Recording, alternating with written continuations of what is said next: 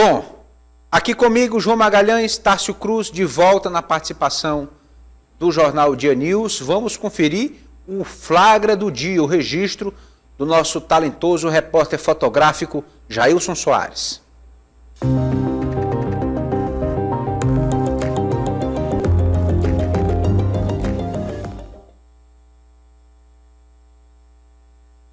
Um registro de um olhar concentrado. De um lado, o doutor Vinícius, deputado estadual pelo PT. Do outro, Fábio Novo, deputado e candidato à Prefeitura de Teresina, também do Partido dos Trabalhadores. João Magalhães, há aí uma certa sintonia entre doutor Vinícius e Fábio Novo. Doutor Vinícius deixou de ser candidato a prefeito de Teresina para apoiar Fábio Novo. Fábio Novo deixou de ser líder do governo na Assembleia e a função passou para o doutor Vinícius. Então, uma harmonia realmente notável. Jailson Soares captou, né, um momento aí que pode ser um momento aí de transição, tendo em vista que, de fato, Fábio Novo deixou a liderança do governo na Assembleia Legislativa, espaço ocupado agora oficialmente por Vinícius Nascimento, nesse retorno dos parlamentares do recesso, né, ao início dos trabalhos nesse segundo semestre, onde a Assembleia também tem seus desafios, 6 deputados estaduais concorrendo às eleições no interior. O governo, claro, tem uma missão de votar, de apresentar mensagens, projetos importantes e, claro, cabe agora ao doutor Vinícius Nascimento fazer essa articulação política. Não vai ter dificuldades, tendo em vista que o governo do estado tem um apoio ali de praticamente 80% ou mais, né, dos deputados que integram a Assembleia Legislativa, mas o papel do líder do governo, ele vai, inclusive, ajudar no esforço de fazer com que o período eleitoral não atrapalhe o cronograma de votações e não atrapalhe o interesse do governo do estado no que diz respeito à pauta de votações e de análises da Assembleia Legislativa.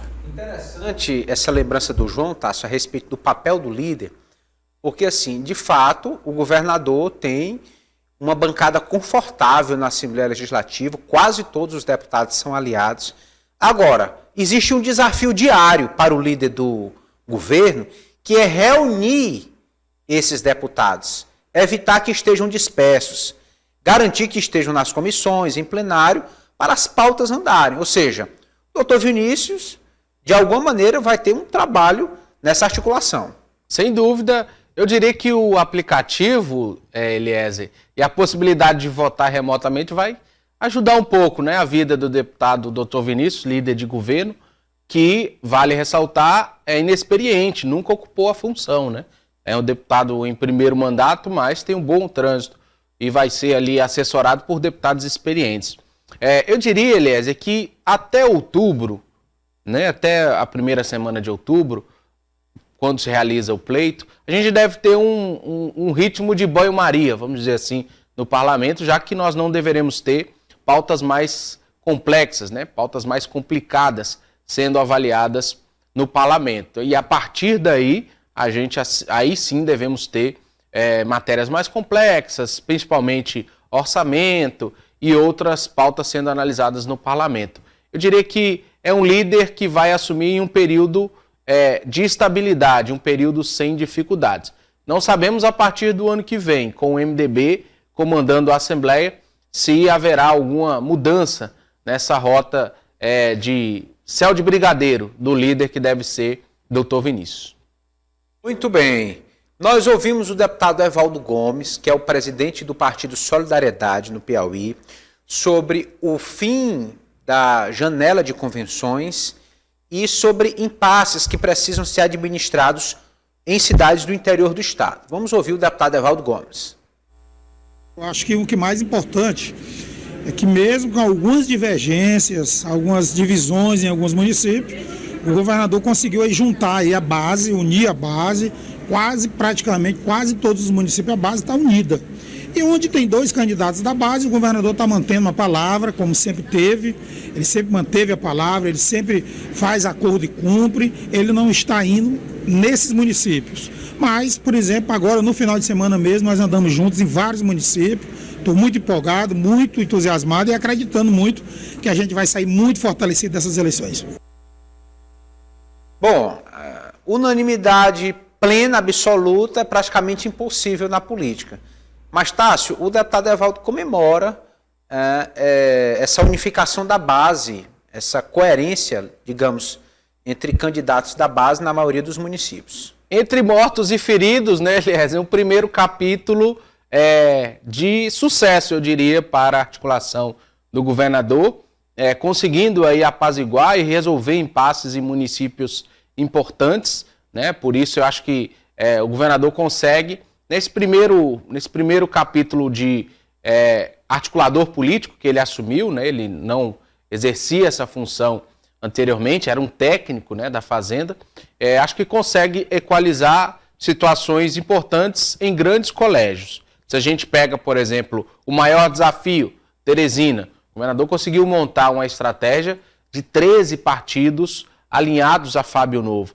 Nós saímos de um período pré-eleitoral extremamente complexo dentro do PT, em que nós tínhamos 4 nomes aqui na capital, tínhamos Franzé, Merlong, o próprio Fábio Novo e Doutor Vinícius, os 4 representando correntes diferentes, divergentes dentro do PT, e Rafael consegue com uma boa antecedência, com uma articulação junto a Franzé, principalmente, principal nome dissonante dentro do partido, ele consegue este acordo na capital e faz essa unificação do PT e depois vai para a base e consegue unificar. Se a gente olha para o litoral da mesma forma, apesar da candidatura de Zé Hamilton, Dr. Hélio consegue ali reunir o PT como vice, boa parte dos aliados, Picos, uma situação mais tranquila, mais confortável, e tem Pablo Santos.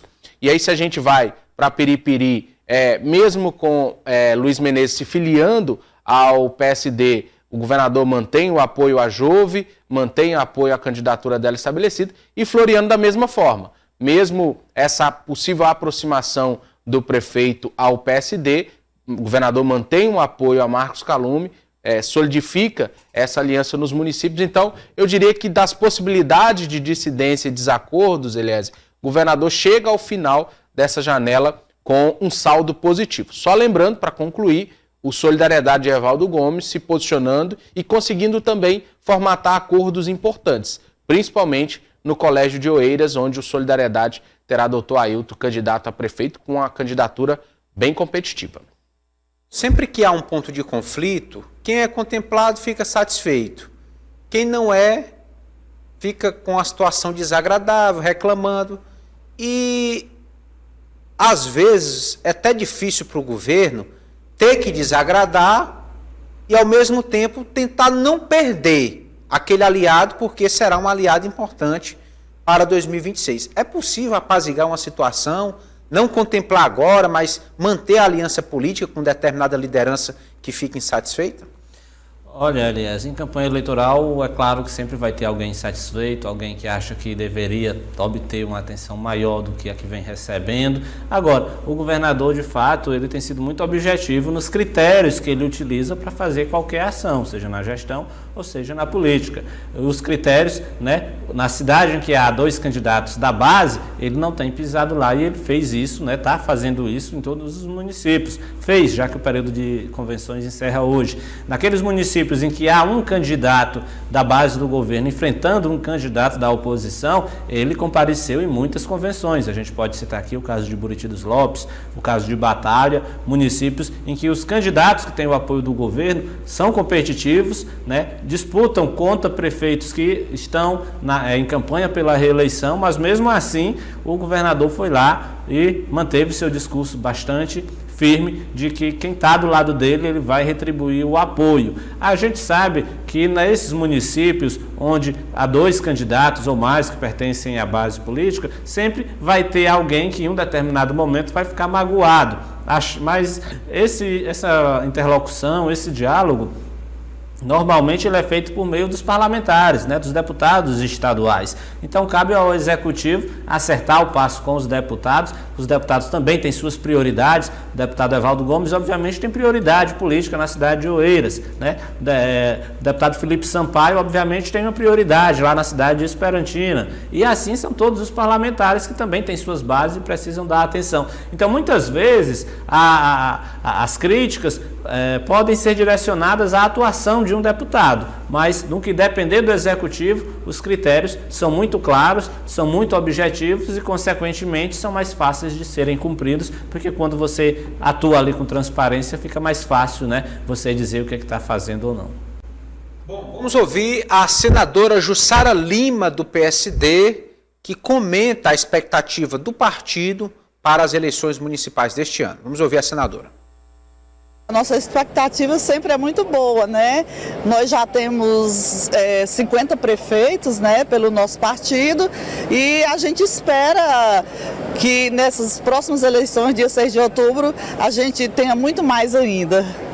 É importante para 2026 a eleição deste ano?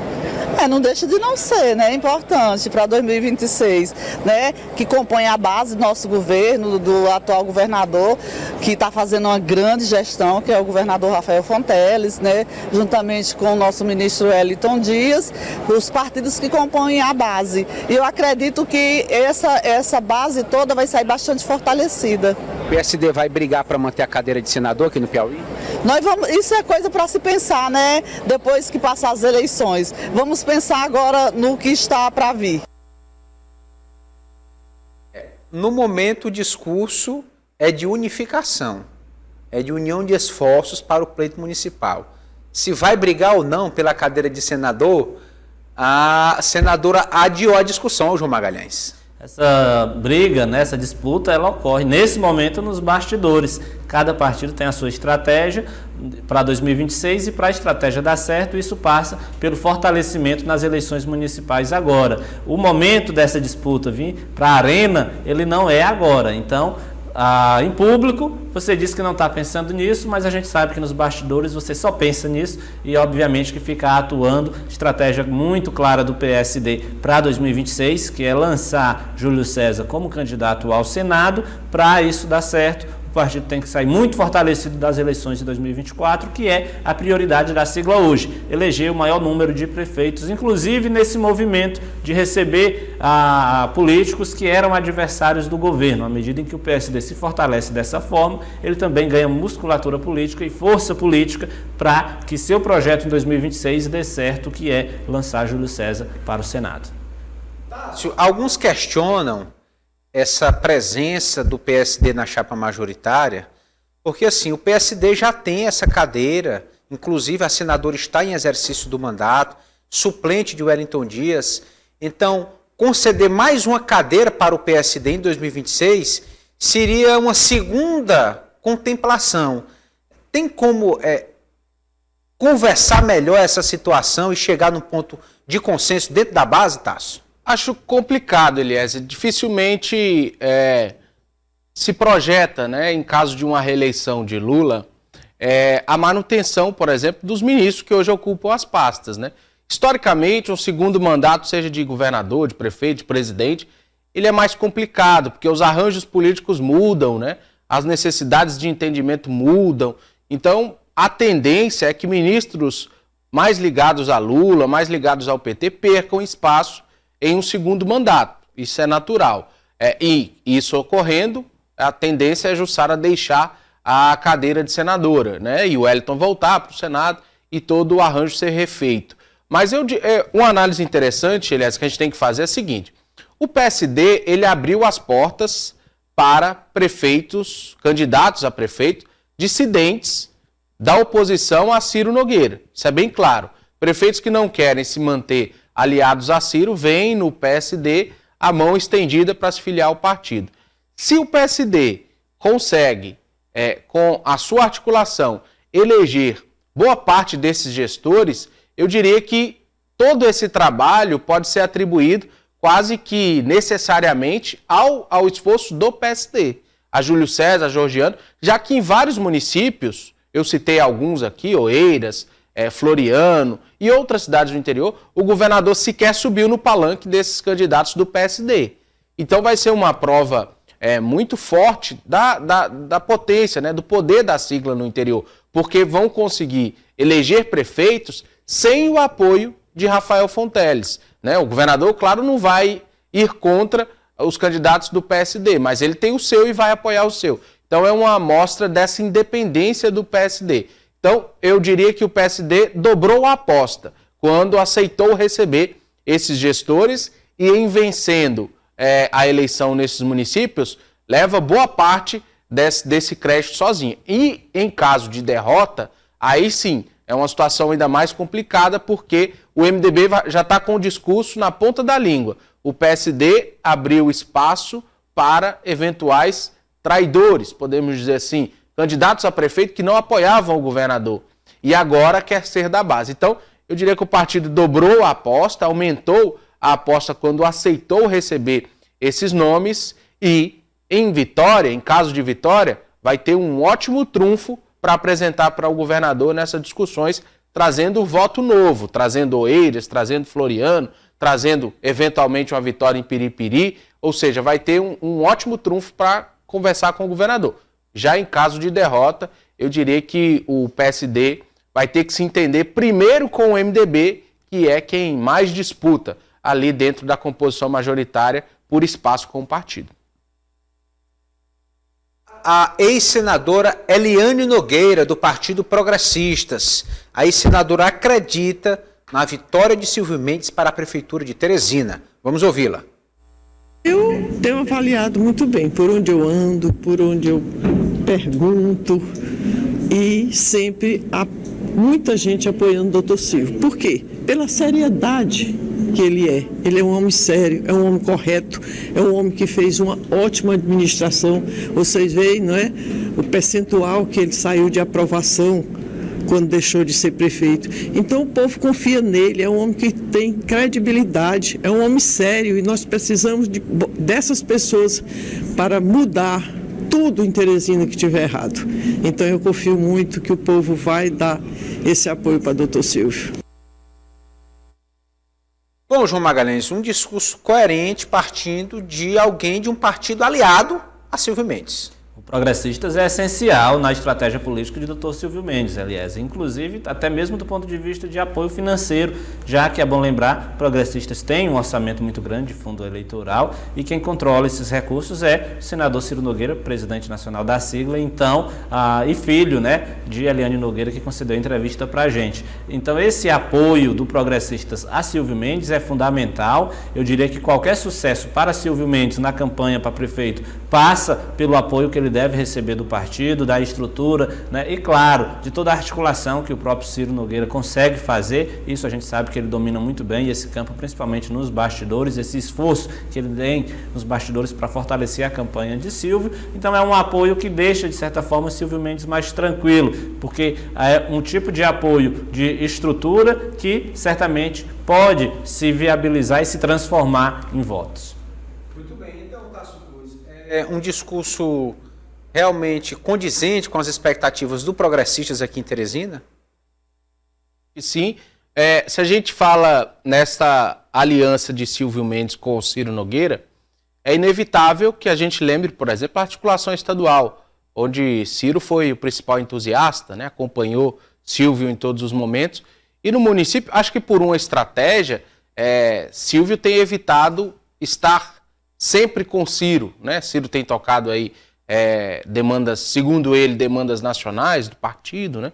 Inclusive, esse final de semana a gente teve uma agenda particular, um casamento da sua filha. Então, assim, a gente tem visto pouco Silvio e Ciro aqui na capital. Mas a aliança entre Progressistas e União Brasil, ela é, como o João bem ressaltou, ela é muito forte, né? Ela traz esse corpo de campanha para a União Brasil aqui em Teresina, e o destaque também que Ciro, como o homem que tem a chave do cofre do Progressistas Nacional, ele vai poder carregar recurso, como ele bem interessar, como ele bem analisar, para a candidatura de Silvio aqui. Então, se a gente olha para o cômputo geral de candidaturas Brasil afora, uma das capitais onde o União Brasil e o Progressistas têm uma ótima oportunidade de vencer a eleição é Teresina. Então, o partido deve movimentar recursos, encaminhar recursos para a candidatura de Silvio, sim, tanto Progressistas quanto União Brasil. Uma aliança que vem desde a eleição estadual, mas que pode ficar mais cristalizada com essa vitória. E eu diria que importante, crucial para Ciro Nogueira, pensando em eleição para o Senado daqui a 2 anos, de 2026, que ele se posicione bem em colégios como Teresina. Em caso de derrota, a situação pode ficar ainda mais complicada para Ciro Nogueira, perdendo o maior colégio para o PT, para Fábio Novo aqui na capital, ou para outro candidato que não se alinha a ele. A coisa pode ficar ainda mais difícil. Pelo PSDB, o Progressistas injetou mais dinheiro na campanha de Montezuma do que o próprio PSDB, mostrando a importância, da articulação de Ciro Nogueira como presidente nacional do Progressistas. O Tárcio bem lembrou, Teresina é um colégio essencial para os projetos de Ciro Nogueira para 2026. Perfeito. Nosso tempo não permite mais. Agradecer aqui ao João Magalhães, ao Tárcio Cruz pela participação, pela presença. Agradecemos a você pela audiência, pela companhia. Esse foi apenas o primeiro Jornal Dia News da semana. Amanhã, a partir da 1 da tarde, o Jornal Dia News está de volta aqui esclarecer a ausência do comandante Douglas Cordeiro, está reservado para tratamento de saúde. Esperamos que dentro em breve ele esteja aqui de volta no comando do seu jornal, o Dia News. Muito obrigado pela companhia, pela atenção. Até a próxima.